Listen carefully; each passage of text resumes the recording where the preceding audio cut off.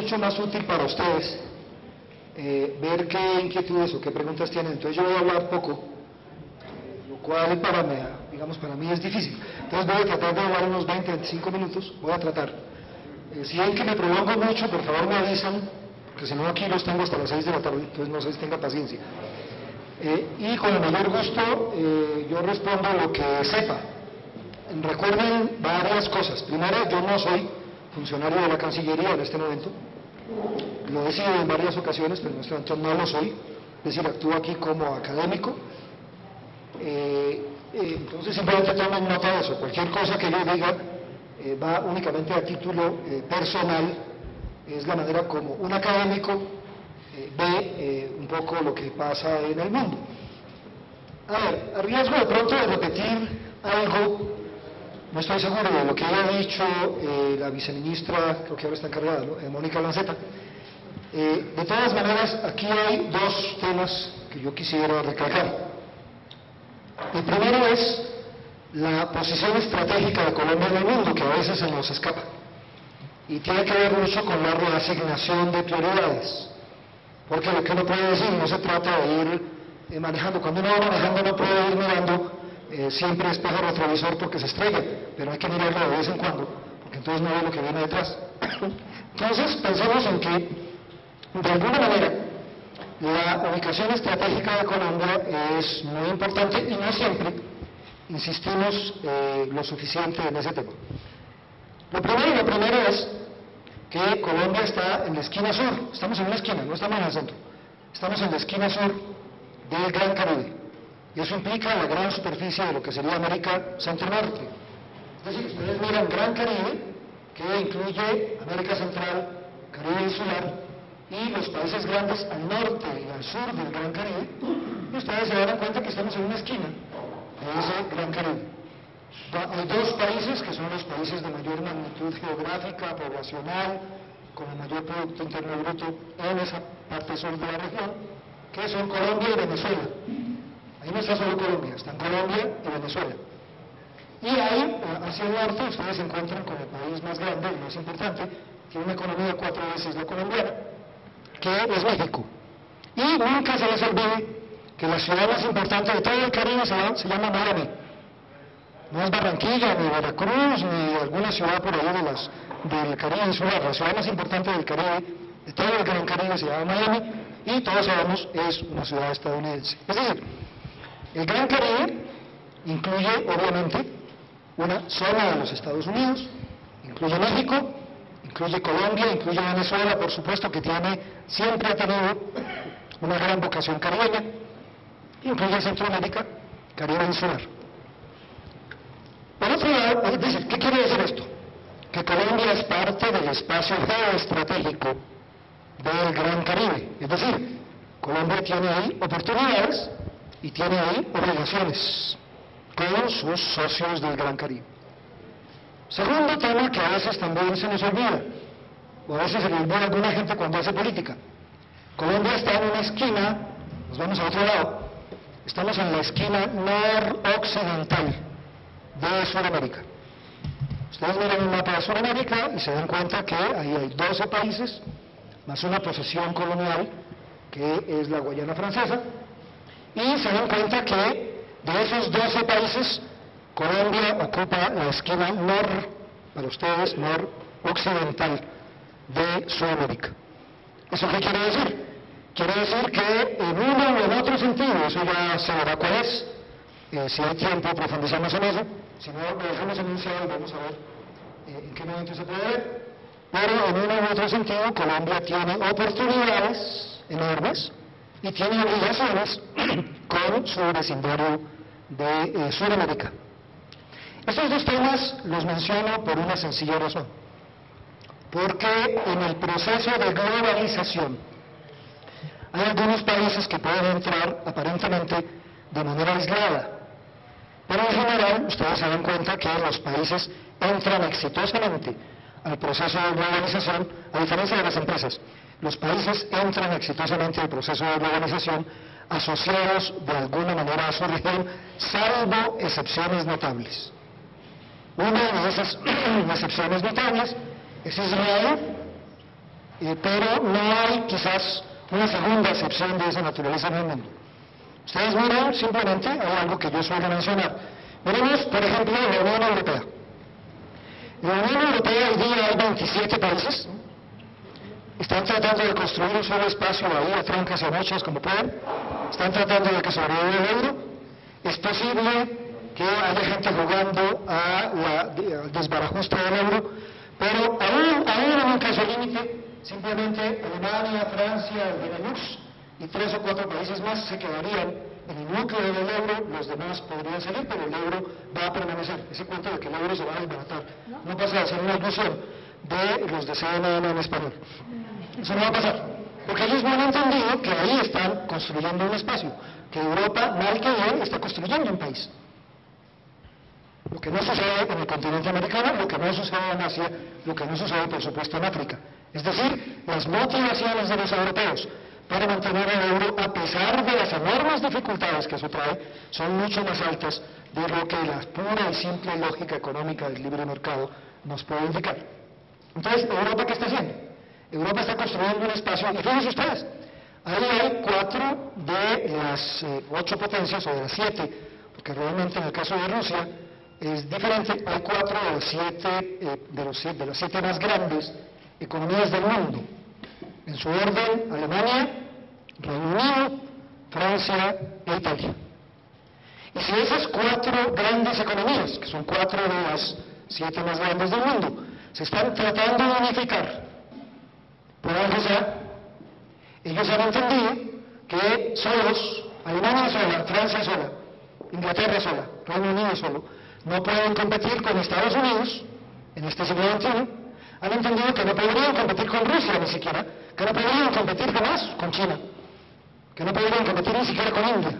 Es decir, la Unión Europea está en un proceso de conformación a pesar de las dificultades, porque incluso comenzando por los países más grandes y por las más importantes economías de la Unión, ellos han entendido que sin asociarse con los países vecinos no tienen futuro competitivo en el mundo. Miren ustedes Estados Unidos. Estados Unidos es la potencia económica más grande del mundo, es la potencia militar más grande del mundo, es la potencia política más grande del mundo, nos guste o no, es la potencia más grande de toda la historia de la humanidad, salvo que en la Atlántida haya existido algo superior, pero no tenemos evidencia, entonces tenemos que asumir que es la potencia más grande de la historia de la humanidad, nos guste o no, nos parezca o no.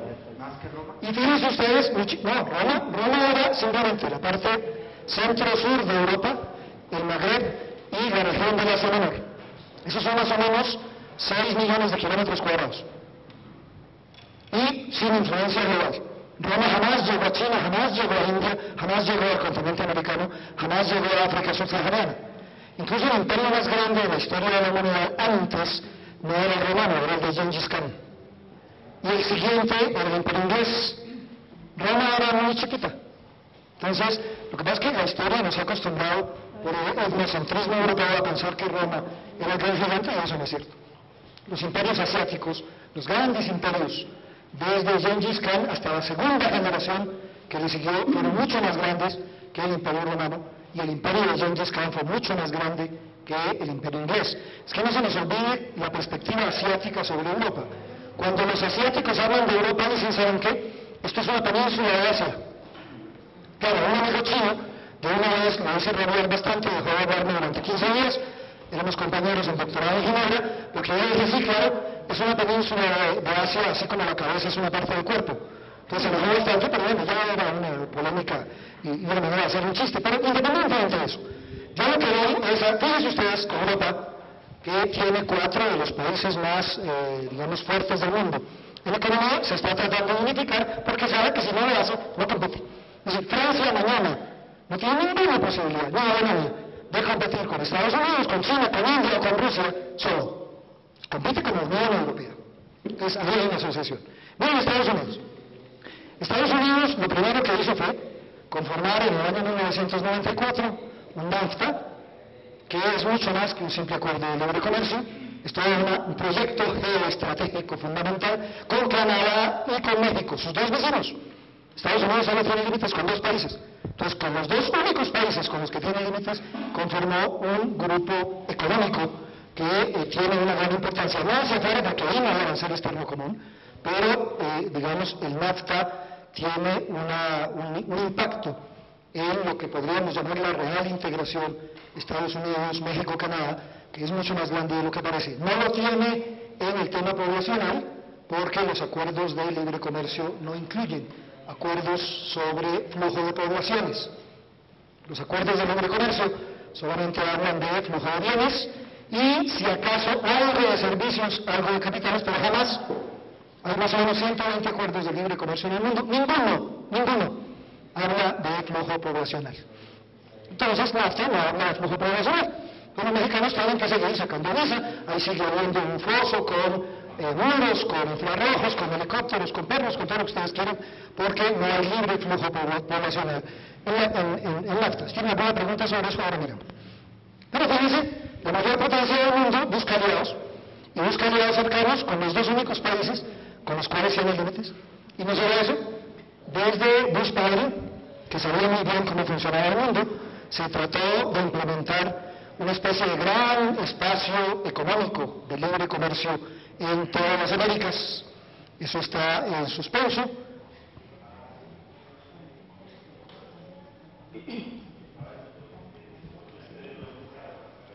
Yo trato de... Sí, se tendría que ir a las 12 menos cuarto. ¿Sí? Los que van a viajar a las 12 y ya no las 12. ¿Quiénes van a viajar? ¿Quiénes van a viajar a Frankfurt?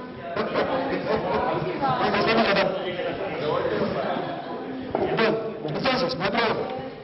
Entonces veníamos, fíjense ustedes, la mayor potencia económica del mundo, que además no solo la mayor potencia económica, busca áreas, espacios comunes para poder competir con quién, para poder competir con China, para poder competir con India en el futuro, para poder competir con la Unión Europea, para poder competir con Rusia. Si no, no podría hacerlo, ni siquiera Estados Unidos solo, que tiene un PIB que es igual al de los tres que le siguen juntos. O sea, ustedes suman el Producto Interno Bruto de China, Japón y Alemania, que son los tres que siguen a Estados Unidos, y la sumatoria de los tres les da más o menos los 14 trillones que son el PIB, o que es el PIB de los Estados Unidos. Y aún así, Estados Unidos busca grandes alianzas. China tiene sus grandes espacios, tiene migraciones enormes, a diferencia de Japón, China no se ha portado pésimamente con sus vecinos. El recuerdo de la ocupación japonesa en la Segunda Guerra en toda la región del Pacífico es bastante nefasto. Es decir, esto nos lleva, en principio, a afirmar por estas y muchas otras razones que el futuro de Asia es chino y no japonés. Este cuento del milagro japonés de los 80s y todo esto ya dejó de serlo, a pesar de que es un país muy importante. Es todavía la tercera potencia económica del mundo. Si contabilizamos la Unión Europea separada, ¿no? Si la contabilizamos unida, Japón sería el cuarto. Pero fíjense que los grandes países tratan de buscar de alguna manera unidades con su vecindario. Los europeos el suyo, Estados Unidos el suyo, los chinos el suyo, para tratar de competir apropiadamente en el mundo.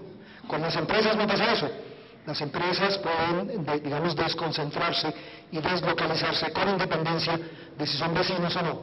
Para una empresa estadounidense, manejar, por ejemplo, sus negocios desde call centers en Manila y fabricar microchips en Argentina y ensamblar en China puede ser perfectamente funcional y el asunto, digamos, marcha maravillosamente bien. Para el caso de los países el asunto no es tan evidente. Israel es un caso muy particular, pero es tan particular que podríamos considerarlo ahora por sus especificidades. Entonces, ¿esto qué va? A que saber cuál es el vecindario de un país puede ser útil.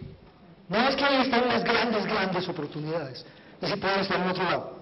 Es claro que el mercado estadounidense es mucho más importante para nosotros que el mercado de San Kitts Nevis o que el mercado, por ejemplo, del Ecuador o que el mercado panameño, eso apenas varía. Pero, y las inversiones, digamos, que provienen de esos países.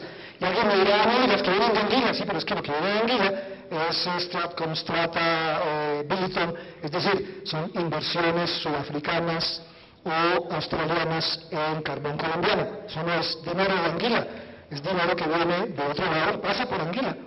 Porque ustedes ven las tasas de inversión y Anguila hoy día es el tercer inversionista en Colombia, pero no es Anguila.